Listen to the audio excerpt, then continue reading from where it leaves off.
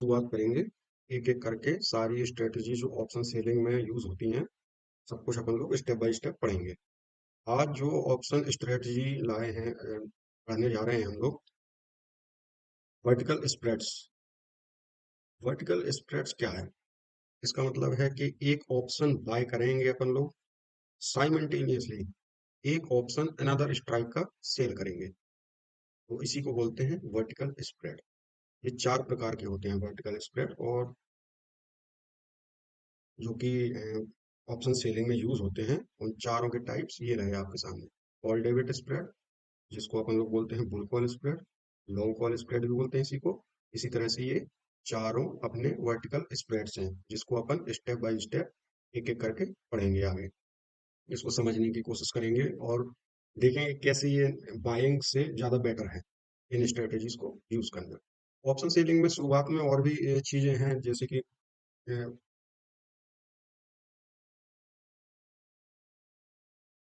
Option Greeks हैं, और भी बेसिक बेसिक चीज़ें हैं जो मैं अभी नहीं आप लोगों को पढ़ा रहा हूँ। अगर आप लोग कहेंगे तो कमेंट कर देना, तो स्टेप बाय स्टेप शुरू से एक एक चीज़ ऑप्शन सेलिंग के बारे में बताई जाएगी।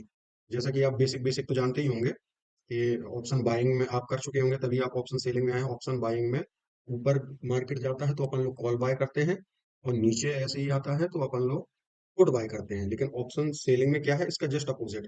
अगर अपना व्यू है कि मार्केट ऊपर जाएगा तो अपन लोग पुट सेल करेंगे। सेम ऐसे ही अगर अपन को लगता है कि मार्केट नीचे रहेगा तो अपन लोग कॉल सेल करेंगे। तो बिल्कुल जस्ट अपोजिट है। चलो हम अपनी स्ट्रेटजी के ऊपर आगे चलते हैं। जो आज हम पढ़ेंगे कॉल डेबिट स्प्रेड, जिसको कि बुल कॉल स्प्रेड और लॉन्ग कॉल स्प्रेड बोलते हैं।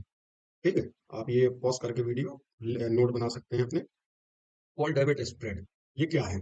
ये स्ट्रेटेजी कब अपन लोग यूज करते हैं? जब अपना व्यू किसी भी अंडरलाइन प्राइस पर बुलिश हो कि हाँ ये ऊपर जाएगा, तो उसमें अपन लोग क्या है, डायरेक्ट कॉल भी सेल, वो कॉल भी बाय कर सकते हैं और पुट भी सेल कर सकते हैं। लेकिन वो नेकेड रहेंगे तो उसमें अनलिमिटेड, जैसे कि अगर अपन लोग सेल करने जाएंगे नेकेड तो अनलिमिटेड लॉस का वो रहेगा। और जो नेकेड अपन लोग बाइंग करते हैं उसमें अनलिमिटेड प्रॉफिट तो होता है, लेकिन हमेशा नहीं होता है वो। तो अपन लोग स्टेप बाय स्टेप सिनेरियो के एग्जांपल से समझेंगे। ठीक है, तो पहले इस स्ट्रेटजी को जानते हैं अपन लोग।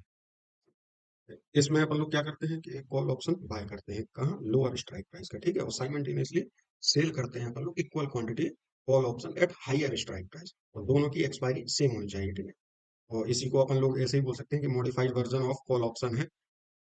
लेकिन ये स्ट्रेटजी क्यों यूज कर रहे हैं अपन लोग? क्योंकि इसमें एडिशनल एडवांटेज है जो अपन लोग लास्ट में देखेंगे। ठीक है, तो फिर एक एग्जांपल से अपन लोग शुरू करते हैं। मान लीजिए मिस्टर वाई यू, आप है, मान लीजिए आप एक कॉल ऑप्शन जो लॉन्ग है कंपनी एक्स लिमिटेड में 5 रुपए के प्रीमियम पर एक्सरसाइज करते हैं। इस स्ट्राइक प्राइस पर मान लीजिए 1,000।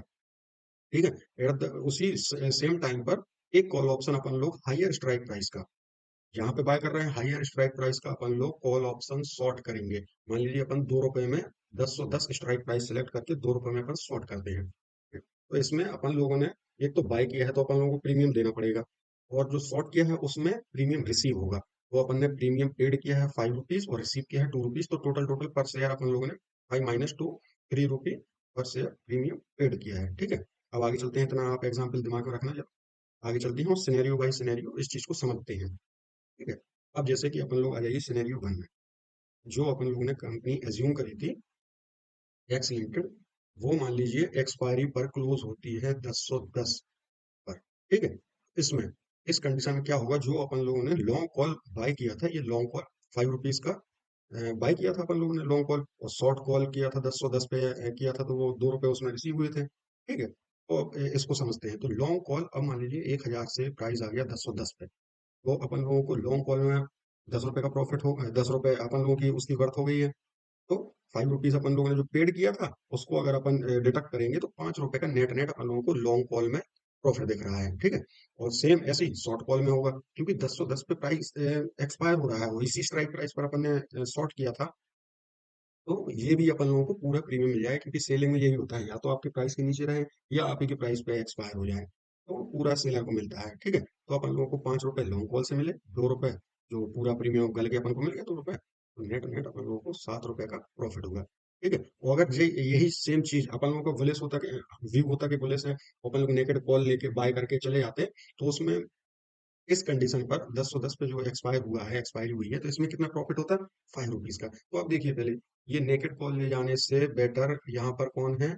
ये अपनी स्ट्रेटेजी, जो कि है क्या?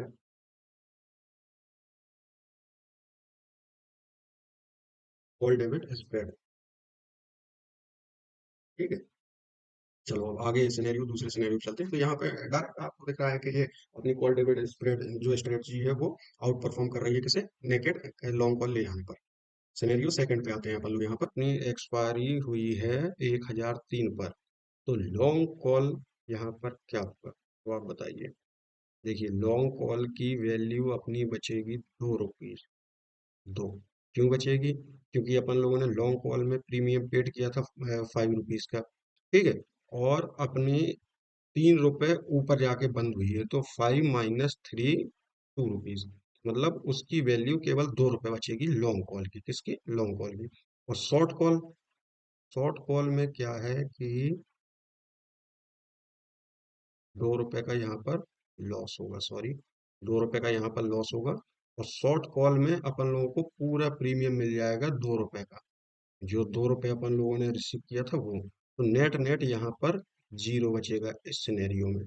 ठीक है, समझ गए ना आप लोग ये, कि 5 रुपए अपन लोगों ने जो पे किए थे, उसमें से 3 रुपए अपन लोगों को मिले हैं, मतलब नेट नेट 2 रुपए का अपन लोगों को लॉन्ग कॉल में लॉस हुआ है। और शॉर्ट कॉल में 2 रुपए अपन लोगों को मिल गए हैं पूरे, तो नेट नेट जीरो आया। और अगर इसी को अपन कंपेयर करेंगे नेकेड लॉन्ग कॉल से, तो उसमें क्या हो रहा है अपना, कि पूरा का पूरा 2 रुपए का लॉस है। तो यहाँ पर भी अपनी स्ट्रेटजी आउट परफॉर्म कर रही है नेकेड कॉल को।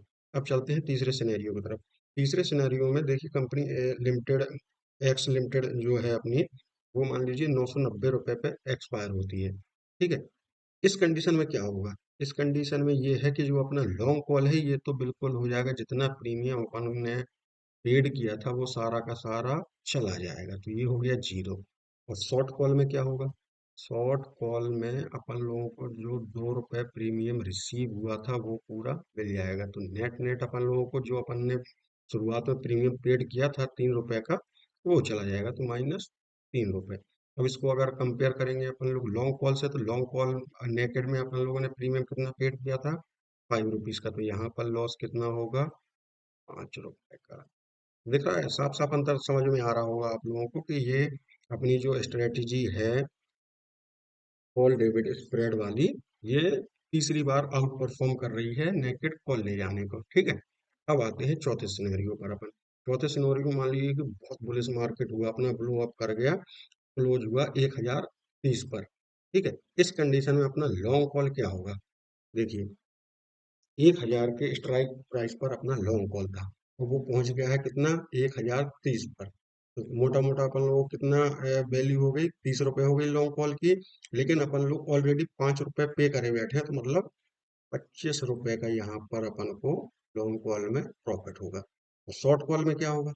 शॉर्ट कॉल में देखिए आप, 1010 पर अपन लोगों का शॉर्ट कॉल एग्जीक्यूट हुआ था, जिसपे अपन लोगों ने 2 रुपए का प्रीमियम रिसीव किया था। ठीक है ना?